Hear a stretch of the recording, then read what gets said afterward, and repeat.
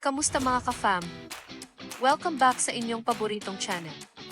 Kung hindi pa kayo nakasubscribe, ano pang hinihintay nyo? Hit that subscribe button and ring the bell para hindi nyo ma-miss ang latest chika. Mga kachika, isang napaka-inspiring na mensahe ang ibinahagi ng actress na si Kay Abad ngayong Cancer Survivors Month.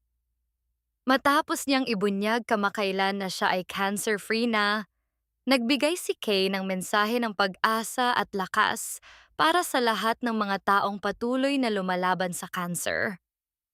Sa kanyang Instagram post noong June 3, makikita si Kay na nakasuot ng patterned swimsuit habang nakatayo sa harap ng isang napakagandang talon. Ngunit higit sa larawan, ang mas tumatak sa maraming netizens ay ang kanyang taos-pusong mensahe.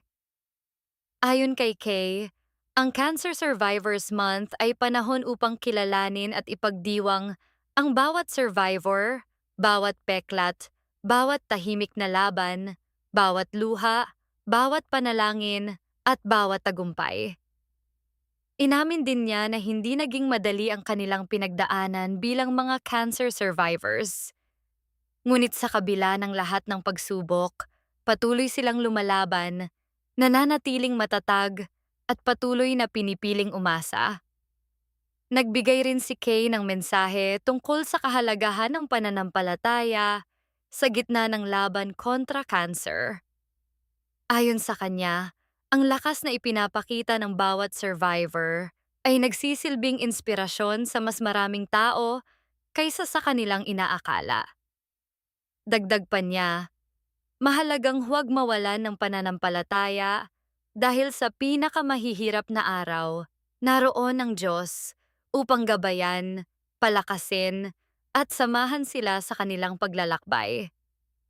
Tinapos ni Kay ang kanyang mensahe sa pamamagitan ng pagdiriwang ng buhay, paggaling, tapang, at mga pangalawang pagkakataon. Hinikayat din niya ang lahat na patuloy na lumaban ng magkakasama dahil sila ay malalakas at tunay na mga survivors. Marami namang netizens ang naantig at na-inspire sa kanyang mensahe, lalo na ang mga taong dumaan o kasalukuyang dumaraan sa parehong pagsubok. Mga kachika, ano ang masasabi ninyo sa inspiring message ni Kay Abad? Ibahagi ang inyong thoughts sa comment section.